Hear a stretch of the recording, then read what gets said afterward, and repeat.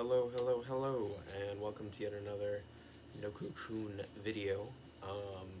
Please excuse the massive amounts of paints on my hands. Okay, now I can arms and face. I work part-time painting a recreational building in my area, so yeah, you're gonna have to forgive me for my gross, disgusting, messy hands. But other than that, a recommendation from a viewer of mine that I've seen on quite a few of my comment sections, by the name of Thomas Touz, Touz. I'm sorry, man. I don't know how to pronounce your name, but if you're watching this, leave a comment with like the dictionary, like T dash OUZ on how to pronounce it. I'll try to get it right. Also, another shout out to one of my regular viewers, Shrek. Please, I want the normal comment of my hair being different today. I made sure that I have a slight middle part with a winged out back. Yeah, so new hair for this video. But this video is going to be about my top 10 favorite manga series and why I love them so much. So I got my list here and some notes. But first, we have to get into an honorable mention. I couldn't find room for Not Simple by Natsume Ono on this list, but it is an amazing story. Fuck. If you like depressing shit, if you like shit that's gonna make you feel all sorts of different emotions, make sure you read this. It's about this kid who's just wandering about, trying to find his way through the world and trying to find the people that he lost in his earlier life and figuring shit out and figuring out identity. It's really fucking good. It's a one shot. You can get it on Amazon for like what, $12? Like, come on, man. You're sleeping on this. This is just good shit. This is Poon Poon vibes. This is all sorts of everything. But it's really short. It's a really nice book. The art style is kind of weird, but you get used to it. So I would definitely recommend you to check out Not Simple. This was an 11 list. This would be number 11. This really did. I read this at like 3 a.m. one night when I couldn't sleep, and that might have been a mistake because I got really depressed after it, but it was good. Now, for my number 10, I saw my boy Tux is getting into this series per my recommendation, but this is The Girl with the Sanpaku Eyes. This was the first publication by Dempa that I ever picked up, and it's probably the best thing that they're putting out right now. It is releasing really slow. It's about one release every 6 months, but it is full color. It's a really cute story about this girl who's kind of shy, but has this really menacing look on her face, so she can't like communicate with people that well. Gives off real big Comey vibes, and if you know me well enough, you know Kobe is on this list. But it gives off real Comey vibes. She's shy, but there's this guy, and she really likes this guy, and she wants to get with this guy, and this guy clearly wants to get with her too. But it's just them like butting heads, trying to like, you know, be friends, and then eventually get to romance. It's only like 150 pages. You can get these $16 retail, but they usually go for a lot cheaper on Right Stuff and Amazon. So I mean, it's not really like that.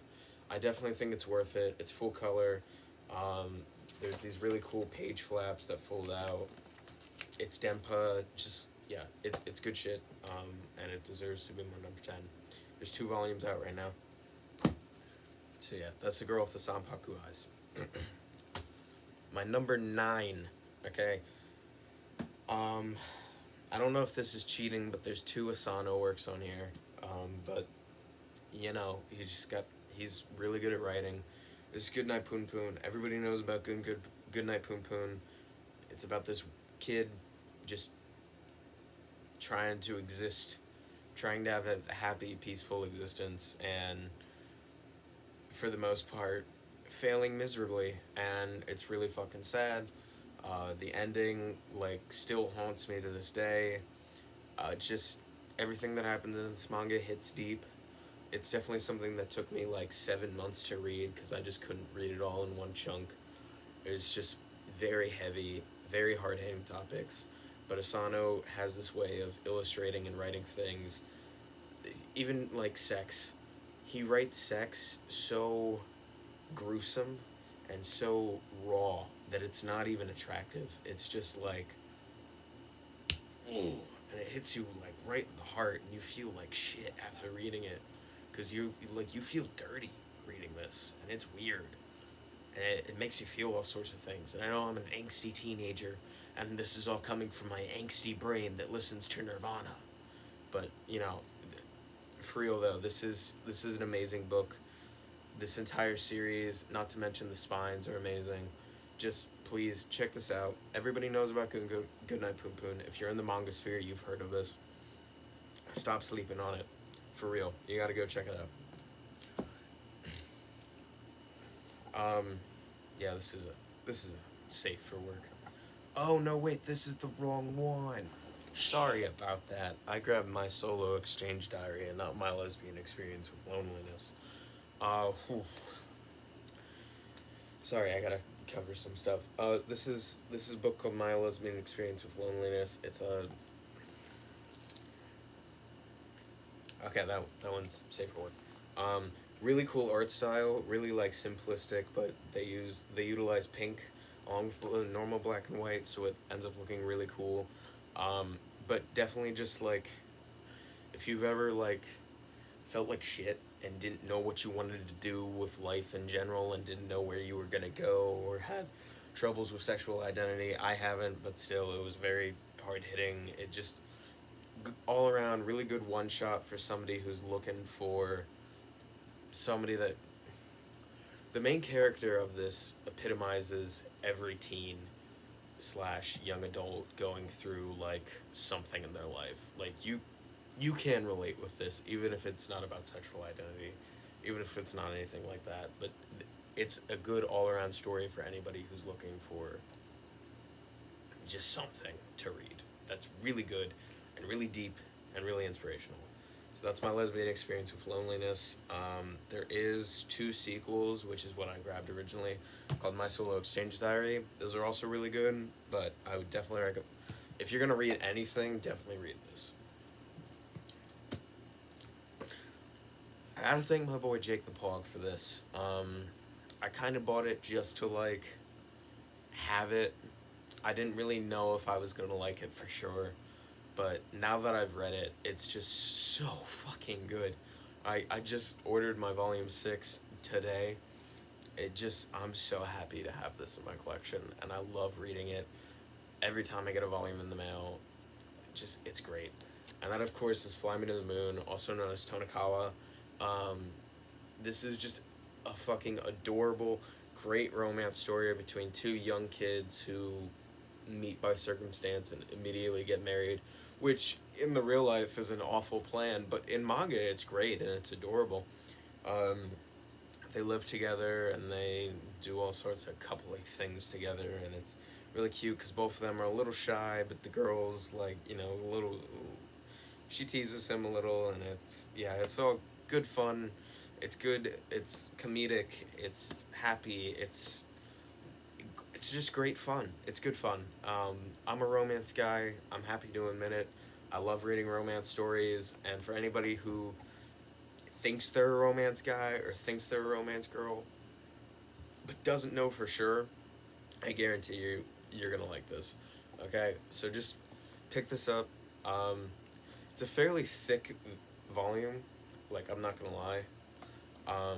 It's not that hard to read. The art style is super simple. It's really good art. Just, yeah, you gotta pick up Fly Me to the Moon.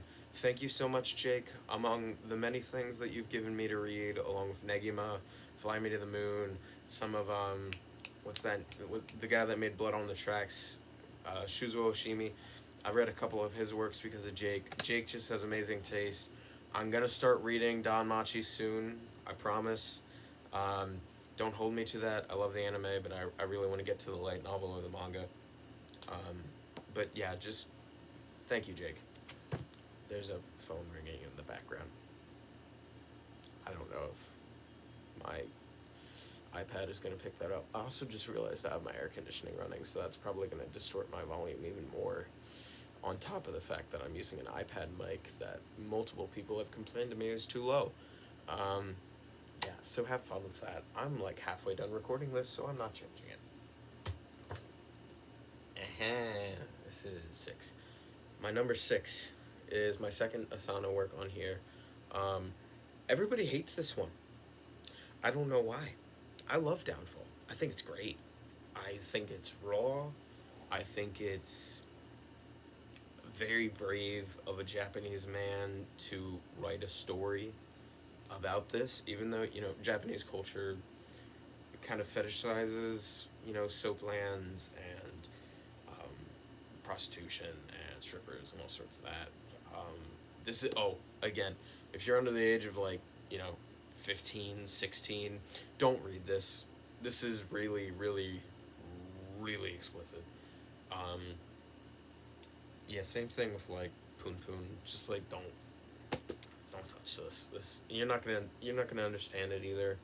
Just don't touch this. I know it seems really good by me talking about it, but just wait a little bit, and I promise it'll be so much better if you wait. Yeah, it's just, you can't walk into something where you read the back of this book and expect something like more. Like, a lot of people went into Downfall thinking, oh my god, it's going to be the next Good Night Poon Poon, and it's not going to be. It's a one-shot that's pretty much an autobiography of Asano's depression. You know? Like, that's what you got. You didn't get another Poon Poon. You got Downfall. And I'm happy that I got Downfall, because I really like it. My friends, this is going to get me a lot of shit from the uncultured individuals, but everybody knows, everybody who does know the beauty of this series will understand me. That's Masamune Kun's Revenge. That's Masamune Kun's Revenge. I don't really need to say much about this. This dude named Masamune, alright? He hung out with this girl named Aragaki, or however the fuck you say this chick's name, when he was a kid. And Aragaki called Masamune a fat pig, alright? So Masamune wants to get with Aragaki to then dump her and break her heart. And that's Masamune Kun's Revenge, and that's the main plot story. I'm sure you know where that goes, but it's just a really fun ride. It's a fun read. I read it all in one night, all 11 volumes. Just, it's great. It's really good. It's, like, amazing. Okay? So, yeah. Before I get into some of my higher rated stuff, I did want to preface, I'm the domestic girlfriend guy. I love Domestic Girlfriend with all of my heart, but I felt it was unfair to include anything that I read online in this list. So things like, you know, Nisekoi and Domestic Girlfriend and all that type of stuff that I read online and don't actually have physical copies of, I didn't feel it was right to include it in this list. I am working with my buddy Steph once he gets back from vacation. We're gonna try really hard to make prints of Domestic Girlfriend. And if you have issues with that, get out. Unsubscribe from my channel. Get away from my comments. Leave me alone. Don't say anything. You can dislike this video. You can unsubscribe. Do whatever the fuck you want. I like self-prints. I like scans. Deal with it. That's my opinion. Okay. Cool? Nice. I'm working on getting self-prints of Domestic Girlfriend, and if Steph allows me to, I'll try to share the link once they're done. That's completely up to him, though. I'm not pressuring him to do that. I'm not doing anything. I am going to try to give him the most amount of money possible, because I know it's a very big undertaking, and he puts a lot of work into his stuff. I've watched him make so many self-prints, and he truly does work very hard to make these, so I'm going to try to compensate him as much as possible. But other than that, we'll move on. The Legend of Zelda Ocarina of Time, the Legendary Edition, because it has both volumes in it. This is a 2-volume series, so I just figured I'd just put this all as one. This was my first manga that I ever read, and it changed my life for debatably the worst. You know, my bank account's really low because of this hobby, but I'm a part of a great community that is amazing and has, you know, changed my life for the better. So that's a coin flip, but this book started it all. Um, I really owe this entire collection of this book. Not to mention Akira Himawaka's artwork is fucking amazing. It's just beautiful. So yeah, that's Ocarina of Time. It's a really short book. If you want to read it, definitely read it. I'm not going to talk about it because it's really easy to spoil. And if you really like the game, you'll really like this. It strays away and focuses more on the storyline a little bit. So yeah, check it out. Elhar Ride. Okay, this was the first romance series that, or shoujo series that I ever read. Both romance and shoujo, because I guess they are different demographics and genres. Well, one's a demographic, one's a genre. I'm not getting into this debate right now. This was my first romance slash shoujo slash girls manga slash romance slash something manga that I ever read. Really good. Alright, it wasn't that well critically received from what I've heard because it is kind of repetitive. It kind of does repeat itself, but you know, that's kind of a part of Iyosaki Saka's charm. Not to mention, she like creates very bubbly manga. But if you're gonna read one of her works, that's Strobe Edge, Love Me, Love Me Not, this, and one other series, definitely read Elhar Ride. It's the best out of all four of them. Just an amazing series. I'm not gonna say like story-wise it does anything like remarkable. It doesn't. It's your typical run-of-the-mill romance manga, but it does it really well. It's good. Definitely, I would check it out. A lot of people are going to be surprised about this. My number 2, my second favorite manga of all time, is Comet Can Communicate. It is not number 1, but I will go on a 3-minute rant about how much I love Comet Can Communicate right now. Alright, 3, 2, 1. Comet Can Communicate is about a girl that, you know, has a communication disorder and can't really talk to people that well. But she has a dream, and one dream, she wants to make 100 friends. She meets this dude named Tadano. This Tadano dude, he's kind of run-of-the-mill, completely average. He doesn't do anything special. But he says, hey, I'll help you make 100 friends. So they go along on random journeys, and, you know, you follow the bunch of friends going on wacky adventures to see all sorts of fun stuff. And it's really fun to watch. It's super entertaining. And I'm kind of hopeful for the anime, but not that hopeful because I think it's better in manga form. Not to mention Komi is adorable, but once you get to the later chapters and you meet Magabe or Magabe or whatever, she's definitely best girl. Komi is at second place. I know she's not going to win, but whatever. Also, it's just really wholesome. I would definitely recommend it for anybody. I know that was a lot to digest, and I'm talking really fast right now because I don't want to take up too much of you people's time with something that I've said on pretty much every one of my videos. So, yeah, go read Komi. Number 1. You could probably tell if you know the set well enough what's missing from right behind me. Evangelion, the manga. Okay? I'm gonna say this right now. I am one of the biggest Evangelion fans to ever exist. I hunted down every single volume of the manga except for the comic tribute because it's costing like, you know, $200 right now. I've rewatched this series at least 7 times. I own a lot of Evangelion stuff. And still, the manga is better than the anime.